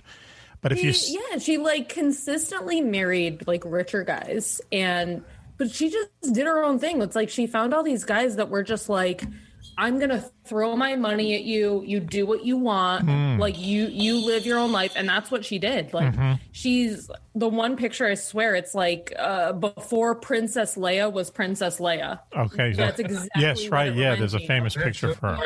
Right. And it's great. It's like like that. Exactly. Switch has it. Yes. And she did stuff like she did some dancing, and someone accused her of she'll never be a ballet dancer or something. Then she went and she became this famous ballet dancer. She had this kind of constitution.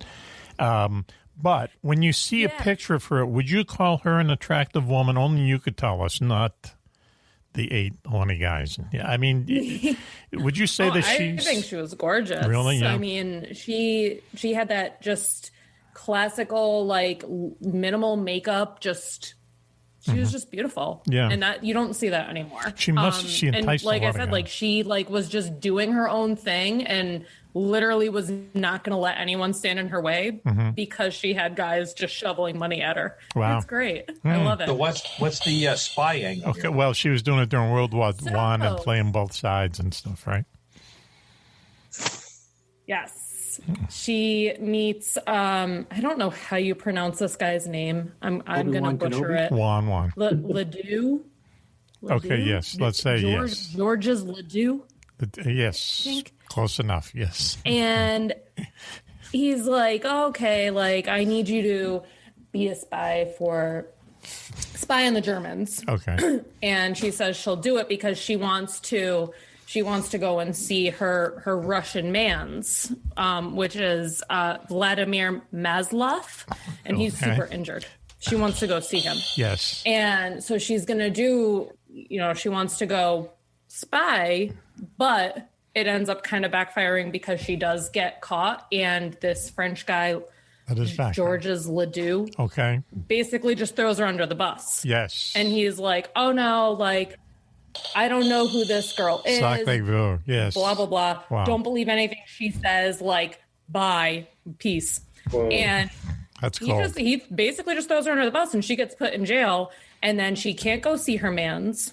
Mm-hmm. So she gets sent back to Spain. And that's where she lives, in Spain. Okay. So she gets sent back there. And so she's caught at this point, right? Yes.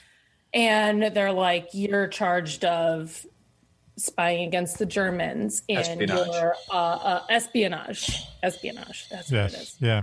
And she's executed by a firing squad. And it was like she didn't even care. Wow. Like she did, but Cool. Even getting shot. her demeanor going into it. Okay. What? Yeah. Firing squad? No big deal. That's what happens. Our spy, right? She was working for our side. She worked for several sides. Well, As it no, turns out. in fairness to her, Yes. I just there's one thing because I really like to read about people like that. Important fact, though, before I say that, is that she's the first dancer to wear pasties. Whoa, there's a historical fact. Thank you, Club. Is that so? Really? See, I'm that's a looking big. at Google images of her, and I think you're right. You're spot on there. as they That's a say. big step in the history of erotic dancing. Is that a pun or an illusion? Spot on. I'm not quite sure where you're going there. It's an old He makes photo. a good point. It's very, Whoa, it's very come on. academic for you. Really, Juan. So we're I not think talking Sean about Connery has pasties, something right? to say about that. Sean Connery, can you Sean say can us? get his voice. Yeah. Always do the Ledoux. Glue the Ledoux. Absolutely. Safety words right there. Thank you very much. Oh, my In the goodness. Upper Peninsula, we Connery. have pasties. Oh, really? Yeah. They're okay. different, though. Interesting. All right. Enough of this. Yes, I was gonna. Raven, I apologize for my colleagues. Yeah. You were trying to give us a Run the disclaimer. narration. When X is apologizing, and, you know. and then suddenly, This is a man that we can't see All who's these hiding behind a book cover, and I'm supposed to So take him why? seriously. with The Wolf of Glanzler. Wolf of London. Exactly. These are important. Mr. facts. Connery, have you These are read The Wolf important of facts. London yet? Listen. Coco, in 3 minutes, please tell us why Julia Child was a spy for the OSS, please. 3 minutes. Okay, I get 3 minutes. More or How less. lovely that Miss Child and I. So, Miss Child could Hi. not get into the United States Army during World War II because she was too tall. She was 6 feet 2 inches. The Really? limit for women going into the Army was 6 feet. Oh, man. Her maiden name, Julia McWilliams. I'm sure in fact, they said Julia Childs and maiden has upset Juan-Juan Right, no yeah. measure, but we'll let His that light go went out. Go for a ahead, different topic for a different time. please. She started out, she really showed a lot of potential in work. She went to the OSS, as we've talked about many times tonight. The OSS, the forerunner of the CIA, I don't agree with that statement that the OSS was superior in its organization, its capabilities to the CIA. And President Truman, realized that very shortly, about 30 minutes after he got rid of the OSS, that he had made a mistake. Yes. But a different story for a different night. So she worked in a variety of roles. First, she was shuffled into kind of a clerical role where she was spending a lot of time putting information on world leaders and various leaders, basically typing them onto index cards. She put it for a transfer, and that's when things kind of opened up for her a little bit. She worked in a very interesting project, the OSS Emergency Sea Rescue Equipment section, where they actually made shark repellent and the documentation that went along to keep folks from, or to keep sharks from attacking airmen. Now, you only had about 20 attacks a year, but it was a really bad morale thing. I can see why. On this particular project. To get eaten by sharks. And another thing that was very interesting, that the shark repellent, the recipe, she refers to it in her book as one of the first recipes that she actually worked on.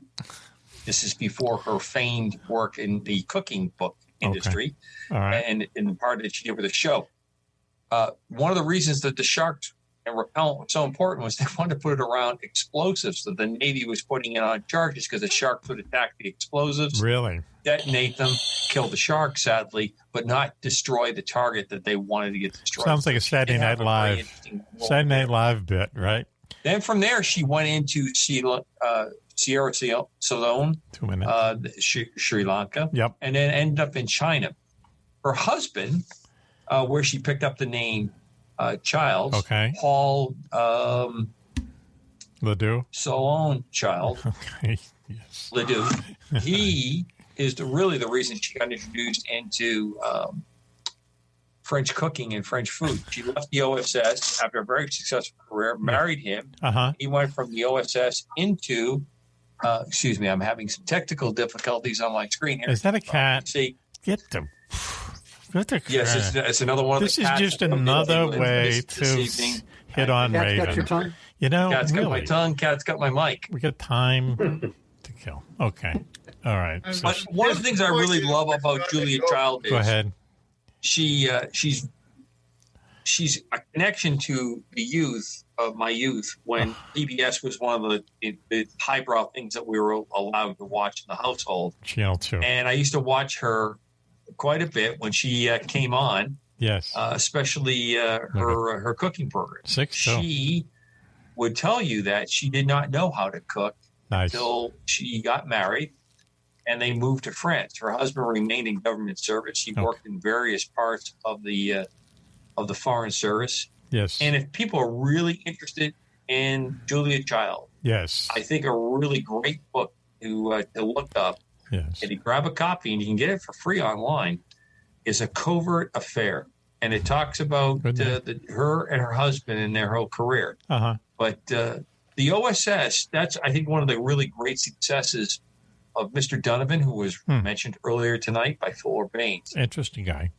He looked at intelligence and the way to go forward in a very European, specifically a very British manner, where they used all types of people in all phases of intelligence kind of work, spy kind of work, very, very successfully, because they were using people that had reasons to be in foreign countries. And to this day, Britain still does that. People that are captains of industry, men or women, are often used as an agent of the crown, an agent of their government. Right. Yes. And this is where I think we really failed when we went into a CIA type only role, that they did not take advantage of. The other thing that the OSS, Julia Child, experienced is they had a lot of support and direct carryover to the military establishment.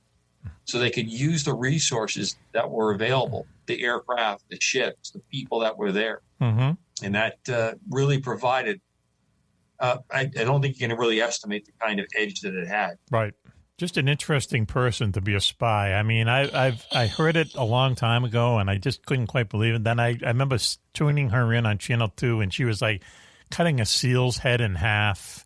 She's going to eat seal brains or some freaking thing. And it's the last I saw her. Well, if you're going to do that, you really do want to have a Hominy Grits kind of side display with that the seal brains, with a light white wine from the. Oh, it's a white wine with a seal. Region. Interesting to know. Listen, she drank any kind of wine. She loved her wine. Really? Yeah. Well, she wasn't exactly a galloping gourmet. I remember that poor guy was lit from about the time the commercial to the end of the show. There's a lawsuit right there. Thank you, Coco. Well, listen, he's dead. Don't worry. It's been quite the show. I'm sure not all. Okay, let's see what happens. All right, I'll forward the letters to you. Okay. Switchy. Time to put up the train wreck. My lawyer is right over my shoulder, by the way. You can see him if you look closely. What, that cat? Okay, thank you, Switchy. Now we know. No, right above my shoulder, right there, right above my finger, that's my lawyer. He's here listening to the show every time we do it. We're a radio show. I don't understand. I don't know who that is. Should I know who it is? There's an alien behind an alien. Okay. It's an alien behind. I should have connected the dots a long time ago. Still listen. Let's do this in some kind of order. Agent X, thank you for joining us. Agent X, his friend's book, bestseller book, is called The Wolf of Clontarf. And it's about how the Irish kicked the Vikings out of Ireland, proving the Vikings. Is indeed. Yeah, whatever he said. Is indeed. And whatever you see on this picture, which you can't see in the radio, that's the female spy. That's the female spy.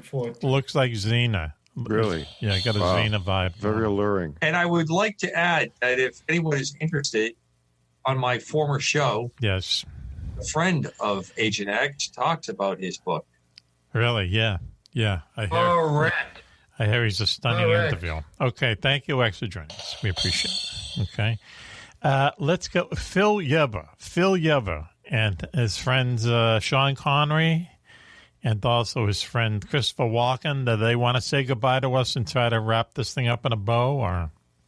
Yeah, they can say goodbye right after I say goodbye. Okay, go ahead, please. For having me, and let me put them on. Okay. Hey, Mack, thanks to you and the crew. Okay, Sean. I really wasn't bored tonight.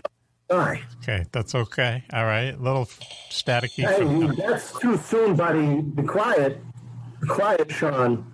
This is Chris. Thank you so much for having me, too. I'd like to come back. Hey, Chris, can I ask one thing before we go? Come back. Can you just say the ice is going to break? Can you just say that for me? The ice is going to break. The ice. I can't do it. Okay. Say it again, please. We might have to edit that. Nice! It's going to break! Please. The ice is going to break. There you go. Okay, wow. Wow. Nice. Good job. Inside hockey, for those that play the game. Inside hockey. Wow. Okay. Thank the friends. Thank you, Sean and Chris Walken, for joining us tonight. Thank you, Phil Yebba, once again holding back all your good material into your stand-up show. Good for you. Good strategy. I don't know if that's a compliment. Okay. Club, thank you for joining us. Have I already thanked you for joining us? I should thank you twice. I always like getting thanked more than once. Okay. But, thank you for including me tonight. Okay. All right. Thank you. Thanked, spanked, whatever it takes. I should say really quickly that we did get a email, a fan letter for Coco. All right, we got to jam this. Oh, in. No. Real quick. We have so many people to. And no, this is what it said. This is what it said. I'm sorry I didn't run this by you first. Club, I'm sure now that I know you're very sorry. You're so contrite. And they said, and this is on Podbeam comments. They said, we love the Coco Palooza show, okay, that we did several weeks ago. It was all about Coco, 2 hours. Okay. And in one story you told about how you cross country in small airplanes by using a detergent bottle to, let's say, relieve yourself. Is that true? That's correct. The human environmental range extender. That's correct. Otherwise known as HERE. Okay. The fan wanted to know. The fan wanted to know whether you gave a name to that detergent bottle and suggested maybe Dorothy. Wow. No comment. Okay, good for you. All right, why don't we end the show on that? Thank you. Okay. Phil, thank you for joining. Somewhere over the rainbow, I can tell you, though. I don't know why. You're the second person who made that connection to Dorothy, Wizard of Oz. I didn't get that. I think it was just a girl's name pulled out of the air. Toto would have been a better name. Toto would have been sick. So now you can't do this anymore, huh? Yeah. Thank you, Club. Okay, now I'm just, kind of pussyfooting around. Not to use that word, but thank you, Raven. Pussy galore footing around. All right. Next to massive kid. Not the first time on the show we've said that 5-letter word. Thank you, Raven, for joining us. We really appreciate it.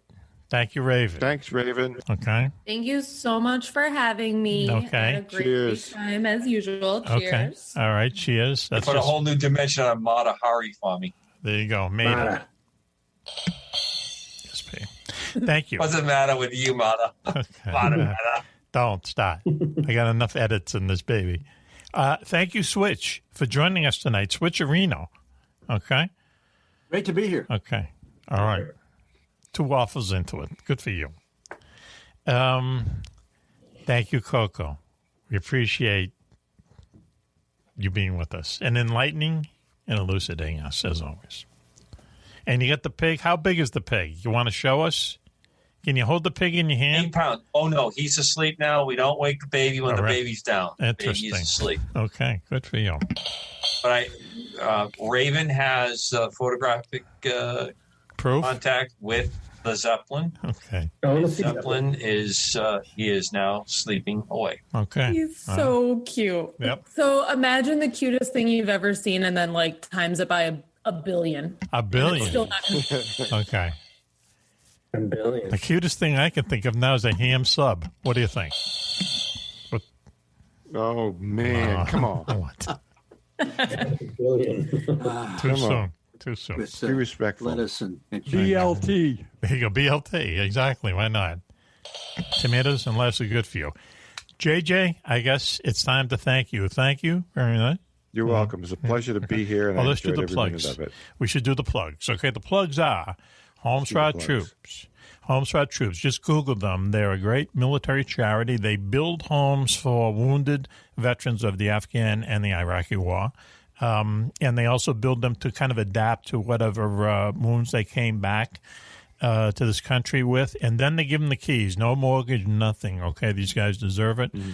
Homes for Our Troops. They spend 88 cents on the dollar go to our veterans. Okay, that's very high when it comes to the charity biz.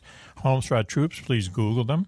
Also, the People's Mosquito Project, our good friend Ross Sharp and his Mad Englishman friends are putting back together famous warbird from World War II, mosquito warbird. Made of wood, 2 Rolls-Royce engines. What happens? One of the fastest planes in World War II. People's Mosquito Project. We're waiting for them to put it together, and JJ has volunteered to take the first civilian flight without a parachute. Voyage, as they say. Without a parachute. Without a parachute. Let's see how that goes. I refuse to wear a parachute on this one. Good for you. Also, we are a podcast now. Go to podbean.com, or also 28 different platforms. Stitches the works. Also, Alexa, please. Why do I always say please? Because that goofs her up. Alexa, say please. Say Alexa. Alexa, play Mack Maloney's Military X-Files on Apple Podcasts, and suddenly we are there, and it's a very strange moment. So I think that's all the plugs. Thank you, everyone, for joining us tonight, the whole gang. And this, donuts. There you go. Okay, everyone, why don't we salute Coco as a way to put us out of this misery, okay? All right. Do you want to call it off there, Wani? Okay. 10 hit. There you go. Okay, we got so many different salutes. Some of them I can't mention. Thank you very much, gang, and also everyone listening in. Like the hat, Cobra. There you go. Thank you. There you go. And until you hear us next time, this is Mack Maloney for the whole gang saying be safe, be happy, and bye-bye.